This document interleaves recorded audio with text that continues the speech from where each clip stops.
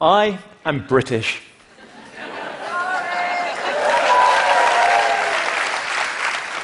Never before has the phrase "I am British" elicited so much pity. I come from an island where many of us like to believe there's been a lot of continuity over the last 1,000 years. We tend to have historically imposed change on others, but done much less of it ourselves. So it came as an immense shock to me when I woke up on the morning of the 24th of June to discover that my country had voted to leave the European Union, my Prime Minister had resigned, and Scotland was considering a referendum that could bring to an end the very existence of the United Kingdom. So that was an immense shock for me, and it was an immense shock for many people. But it was also something that over the following several days created a complete political meltdown in my country. There were calls for a second referendum, almost as if, following a sports match, we could ask the opposition for a replay. Everybody was blaming everybody else. People blamed the Prime Minister for calling the referendum in the first place. They blamed the leader of the opposition for not fighting it hard enough. The young accused the old. The educated blamed the less well-educated. That complete meltdown was made even worse by the most tragic element of it. Levels of xenophobia and racist abuse in the streets of Britain at a level that I have never seen before in my lifetime. People are now talking about whether my country is becoming a Little England, or as one of my colleagues put it, whether we're about to become a 1950s nostalgia theme park floating in the Atlantic Ocean. But my question is really, should we have the degree of shock that we've experienced since? Was it something that took place overnight? Or are there deeper structural factors that have led us to where we are today? So I want to take a step back and ask two very basic questions. First, what does Brexit represent, not just for my country, but for all of us around the world? And second, what can we do about it? How should we all respond? So first, what does Brexit represent?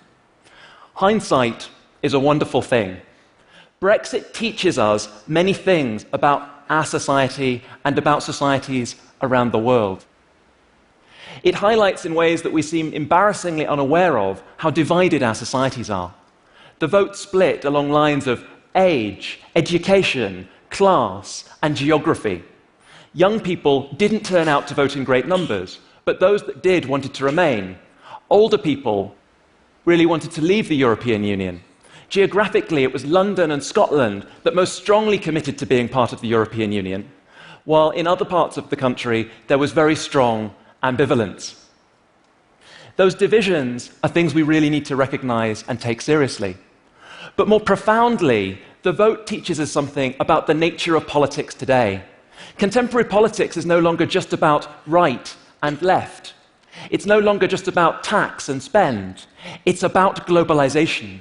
The fault line of contemporary politics is between those that embrace globalization and those that fear globalization.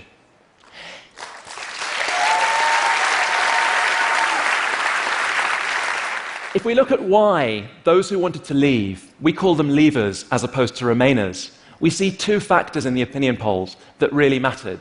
The first was immigration, and the second, sovereignty. And these represent a desire for people to take back control of their own lives and the feeling that they are unrepresented by politicians. But those ideas are ones that signify fear and alienation. They represent a retreat back towards nationalism and borders in ways that many of us would reject.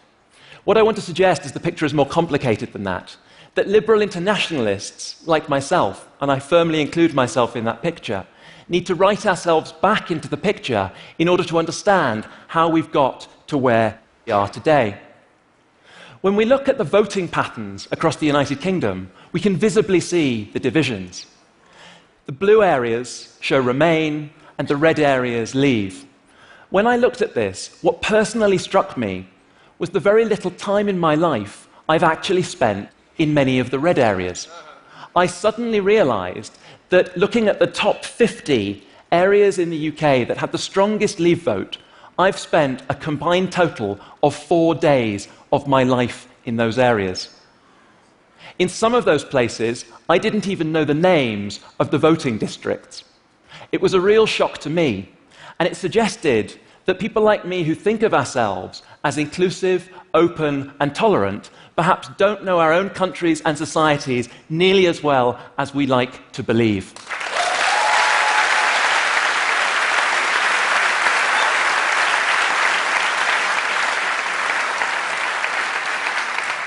And the challenge that comes from that is we need to find a new way to narrate globalization to those people, to recognize that for those people who have not necessarily been to university, who haven't necessarily grown up with the internet, that don't get opportunities to travel, they may be unpersuaded by the narratives that we find persuasive in our often liberal bubbles.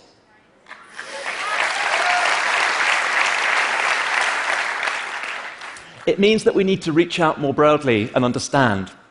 In the Leave vote, a minority have peddled the politics of fear and hatred, creating lies and mistrust around, for instance, the idea that the vote on Europe could reduce the number of refugees and asylum seekers coming to Europe, when the vote on leaving had nothing to do with immigration from outside the European Union. But for a significant majority of the Leave voters, the concern was disillusionment with the political establishment. This was a protest vote for many, a sense that nobody represented them, that they couldn't find a political party that spoke for them, and so they rejected that political establishment. This replicates around Europe and much of the liberal democratic world. We see it with the rise in popularity of Donald Trump in the United States, with the growing nationalism of Viktor Orban in Hungary, with the increasing popularity of Marine Le Pen in France. The spectre of Brexit is in all of our societies. So the question I think we need to ask is my second question, which is how should we collectively respond? For all of us who care about creating liberal, open, tolerant societies, we urgently need a new vision, a vision of a more tolerant, inclusive globalization, one that brings people with us rather than leaving them behind. That vision of globalization is one that has to start by a recognition of the positive benefits of globalization.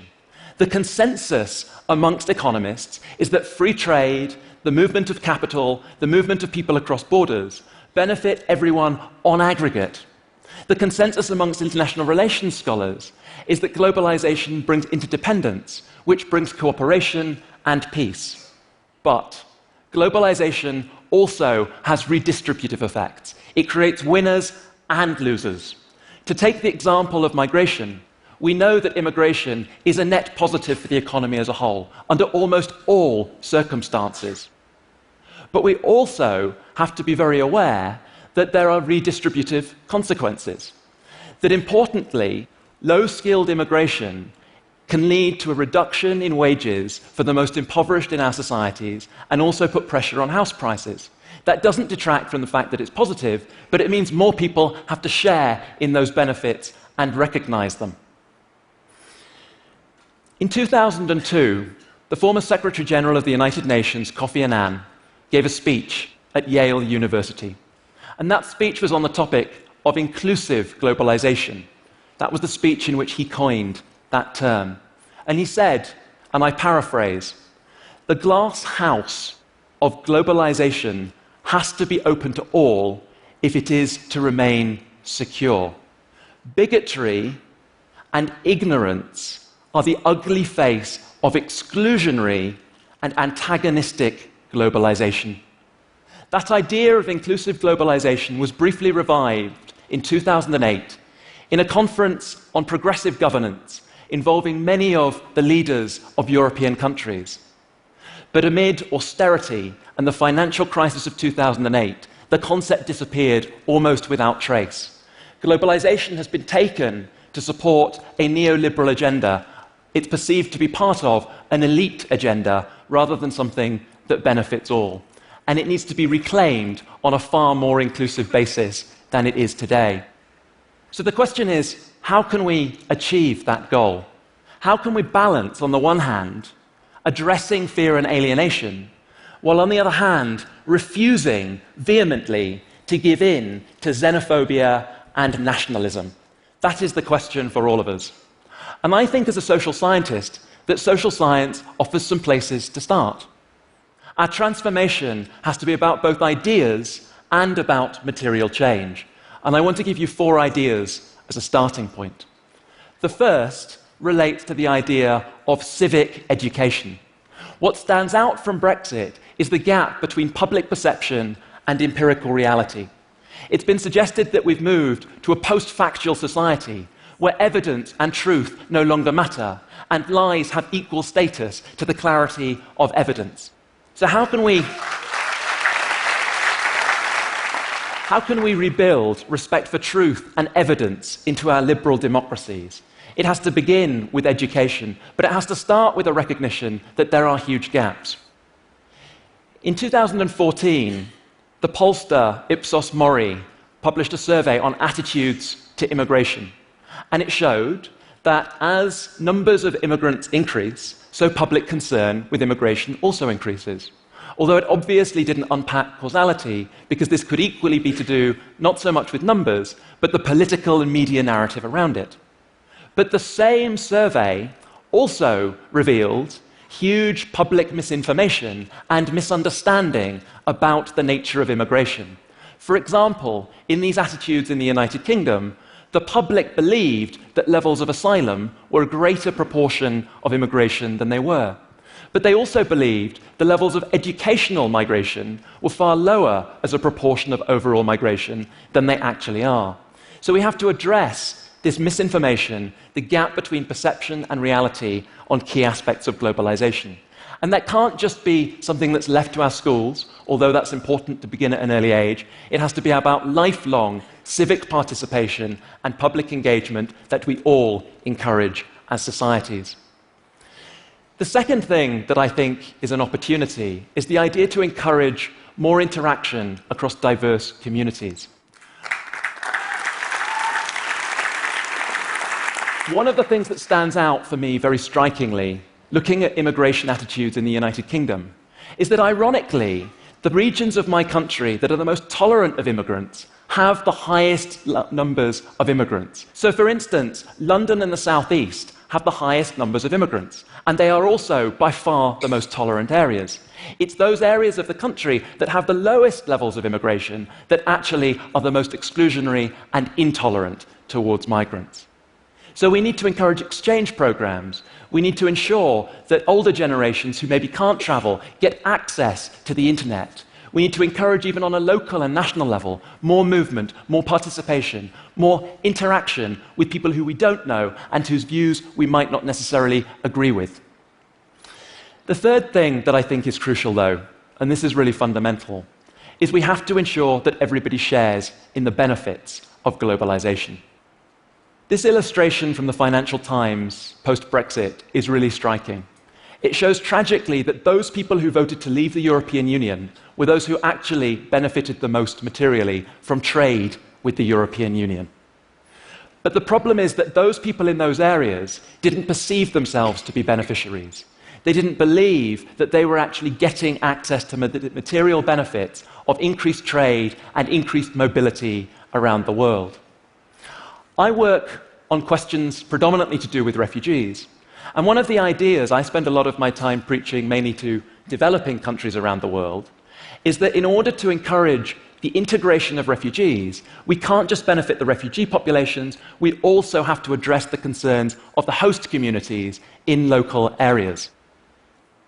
But in looking at that, one of the policy prescriptions is that we have to provide disproportionately better education facilities, health facilities, access to social services in those regions of high immigration to address the concerns of those local populations.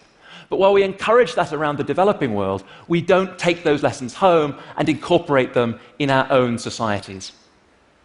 Furthermore, if we're going to really take seriously the need to ensure people share in the economic benefits, our businesses and corporations need a model of globalization that recognizes that they too have to take people with them. The fourth and final idea I want to put forward is an idea that we need more responsible politics. there's very little social science evidence that compares attitudes on globalization. But from the surveys that do exist, what we can see is there's huge variation across different countries and time periods in those countries for attitudes and tolerance of questions like migration and mobility on the one hand and free trade on the other. But one hypothesis that I think emerges from a cursory look at that data is the idea that polarized societies are far less tolerant of globalization. It's the societies like Sweden in the past, like Canada today, where there is a centrist politics, where right and left work together, that we encourage supportive attitudes towards globalization. And what we see around the world today is a tragic polarization, a failure to have dialogue between the extremes in politics and a gap in terms of that liberal centre ground that can encourage communication and a shared understanding. We might not achieve that today, but at the very least, we have to call upon our politicians and our media to drop a language of fear and be far more tolerant of one another.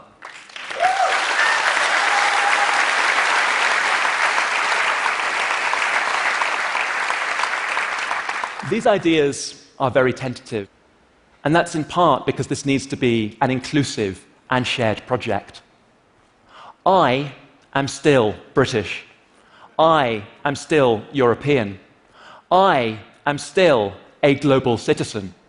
For those of us who believe that our identities are not mutually exclusive, we have to all work together to ensure that globalization takes everyone with us and doesn't leave people behind. Only then will we truly reconcile democracy and globalization. Thank you.